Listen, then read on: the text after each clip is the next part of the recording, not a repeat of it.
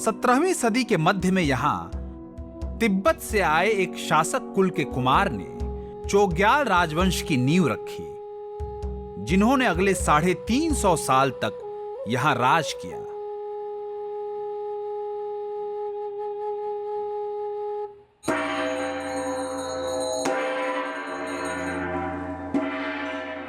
सिक्किम का इतिहास जो है वो काफ़ी कुछ कुहासे की गर्त में छुपा हुआ है कि भारत के पड़ोस में दो ऐसे इलाके थे, सिक्किम वाला और भूटान वाला, जिनको छोटा ड्रैगन कहा जाता था, जिन पर तिब्बत का प्रभाव बहुत ज़्यादा देखने को मिलता था। सिक्किम की जो रियासत थी जहाँ चोग्याल शासन करता था, वो एक तरह से धर्म राजा था। वो धर्म प्रमुख भी था और राजा भी था, शासक भी था।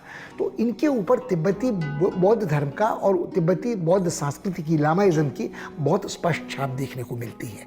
मगर ये बात समाप्त हो जाती है 1970 के दशक तक आते आते।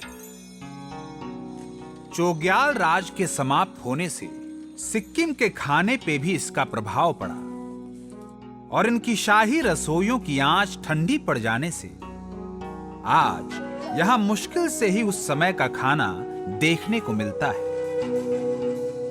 और सिक्किम के खान पान की अगर आज हम बात करें तो चोग्याल का जो महल था वो आज एक तरह का अजायब घर सिर्फ बचा है।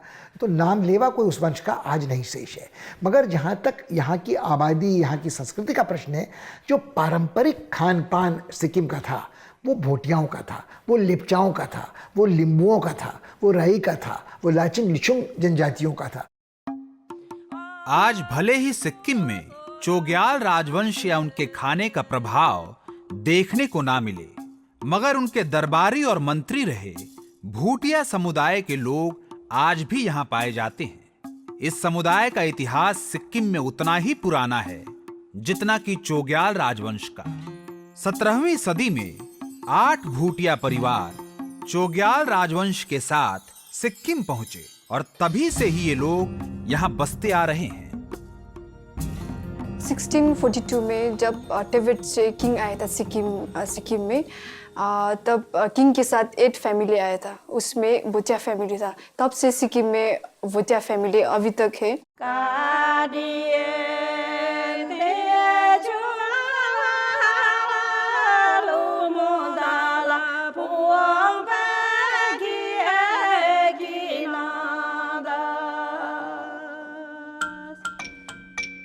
अगर नजर डाली जाए भूटिया समुदाय के खाने पे, तो उत्तर पूर्वी हिंदुस्तान के बाकी राज्यों की ही तरह इस समुदाय के खाने में पोर्क का काफी इस्तेमाल देखने को मिलता है और इसी पोर्क को ले ये लोग उसका अचार और एक डिश गायरी बनाते हैं, जो इस समुदाय के खाने का परचम है।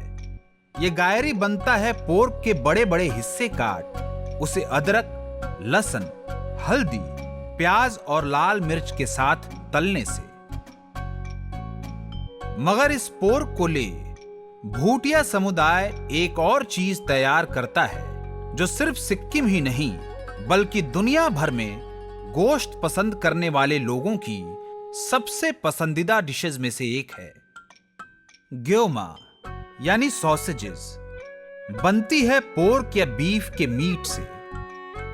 गिमा मीन्स सॉसेस, जो पिग और बीफ का इंटेस्टाइन से बनाता है वो, और इसमें उसका बीफ का ब्लड, आटा और राइस, बस्ती का जो मेन राइस होता है, राइस बॉईल करके मिक्स करके उसको फिल करता है। फिल करके उसके बाद बॉईल करता है।